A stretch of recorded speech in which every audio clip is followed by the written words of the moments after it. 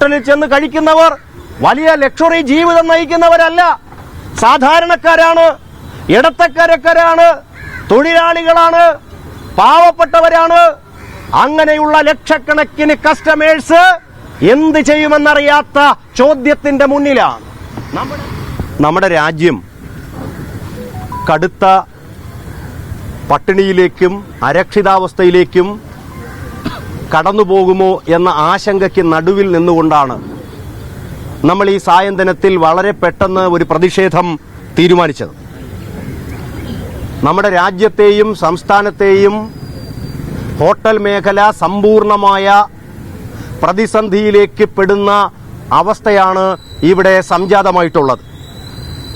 അതോടൊപ്പം bakery, hotel, restaurant തുടങ്ങിയിട്ടുള്ള പ്രധാനപ്പെട്ട ലക്ഷക്കണക്കിന് ആളുകൾ കടന്നുവരുന്ന, കസ്റ്റമേഴ്സായി വരുന്ന മേഖല സമ്പൂർണമായ സ്തംഭനാവസ്ഥയിലേക്ക് പോകുന്ന ഒരവസ്ഥ എങ്ങനെയാണ് ഇവിടെ സൃഷ്ടിക്കപ്പെട്ടത്?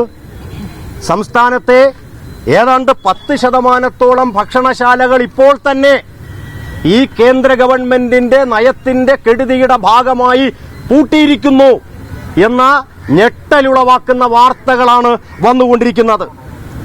ഇങ്ങനെ പാചകവാതക സിലിണ്ടറിന്റെ ക്ഷാമം രൂക്ഷമാവുകയാണെങ്കിൽ വരുന്ന ദിവസങ്ങളോടെ നമ്മുടെ സംസ്ഥാനത്തെ മൊത്തം ഭക്ഷണശാലകളിൽ 50% പൂട്ടേണ്ടി വരുന്ന അവസ്ഥ ഇവിടെ സൃഷ്ടിക്കപ്പെടും. അന്നത്തിനു വേണ്ടി ഈ രാജ്യത്തുയരുന്ന ഏറ്റവും ശക്തമായ പ്രക്ഷോഭത്തിന്റെ തുടക്കമായിരിക്കും ഇതെന്ന് ഈ രാജ്യത്തെ ഓർമ്മിപ്പിക്കാൻ ഞങ്ങൾ ആഗ്രഹിക്കുകയാണ്. യഥാർത്ഥത്തിൽ കേരളത്തിൽ മാത്രം ബേക്കറികളും ഹോട്ടലുകളും റെസ്റ്റോറന്റുകളും ഉൾപ്പെടെ 1,00,000-ലധികം സ്ഥാപനങ്ങൾ പ്രവർത്തിക്കുകയാണ്. ചെറിയ കടകൾ ഒഴിവാക്കി നിർത്തിയാൽ, ചെറിയ ചെറിയ സ്ഥാപനങ്ങൾ മാറ്റി നിർത്തിയാൽ ഇതിന്റെ കണക്ക് 1,00,000-ഓളം വരും എന്നുള്ളതാണ് നമ്മുടെ കയ്യിലുള്ള വിവരം. നമ്മുടെ രാജ്യത്തെ പ്രധാനപ്പെട്ട ഉന്നത വിദ്യാഭ്യാസ സ്ഥാപനങ്ങളെ ക്യാന്റീനുകൾ പൂട്ടിക്കഴിഞ്ഞു. ഉന്നത വിദ്യാഭ്യാസ സ്ഥാപനങ്ങളിലെ മെസ്സുകൾ പൂട്ടിക്കഴിഞ്ഞു. നമ്മുടെ തൊട്ടടുത്ത സംസ്ഥാനത്തെ തമിഴ്നാട്ടിലടക്കം ഈ പാചകവാതക സിലിണ്ടറിന്റെ ക്ഷാമം സൃഷ്ടിച്ചിരിക്കുന്നത് വിദ്യാഭ്യാസ മേഖലയടക്കം സ്തംഭനാവസ്ഥയിലേക്ക് കൊണ്ടുപോകുന്ന സാഹചര്യമാണ്. നരേന്ദ്രമോദിയെ ഞങ്ങൾ ഓർമ്മിപ്പിക്കുന്നത് ഈ കെടുതി, ഈ ദുരന്തം പരിഹരിക്കാൻ അടിയന്തരമായ നടപടികൾ ആരംഭിക്കണം. ഞാനിന്ന് ഉച്ചയ്ക്ക് ഡിവൈഎഫ്ഐയുടെ സംസ്ഥാന കമ്മിറ്റി അംഗം ലിജുവും ഞാനും സംസ്ഥാന കമ്മിറ്റി അംഗങ്ങളായ ചില സഖാക്കളും ഉച്ചഭക്ഷണത്തിന് കയറിയത് തിരുവനന്തപുരത്തെ PWDയുടെ റെസ്റ്റ് ഹൌസിലാണ്. ചോറും മത്തിയും ചൂര ഫ്രൈയും ഒക്കെ കഴിച്ചുകൊണ്ടിരിക്കുമ്പോൾ എന്റെ ഓപ്പോസിറ്റ് പ്രമുഖ ചാനലിലെ ഒരു ക്യാമറാമാനും ഒരു ജേർണലിസ്റ്റുമാണ് ഇരുന്ന് കഴിക്കുന്നത്.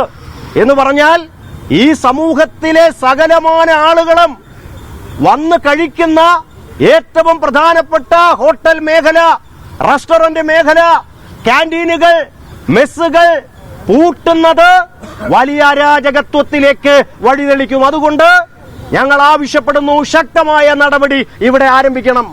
ഹോട്ടലിൽ ചെന്ന് കഴിക്കുന്നവർ വലിയ ലക്ഷറി ജീവിതം നയിക്കുന്നവരല്ല, സാധാരണക്കാരാണ്, ഇടത്തരക്കാരാണ്, തൊഴിലാളികളാണ്, പാവപ്പെട്ടവരാണ്. അങ്ങനെയുള്ള ലക്ഷക്കണക്കിന് കസ്റ്റമേഴ്സ് എന്ത് ചെയ്യുമെന്നറിയാത്ത ചോദ്യത്തിന്റെ മുന്നിലാണ്. നമ്മുടെ രാജ്യത്തെ തൊഴിലാളികൾ, ലക്ഷക്കണക്കിന് തൊഴിലാളികൾ, ഇത്തരം മേഖലയിൽ പണിയെടുക്കുന്നവർ ഹോട്ടലുകൾ പൂട്ടിയാൽ എന്തായിരിക്കും ഇവിടെ സംഭവിക്കാൻ പോകുന്നത്?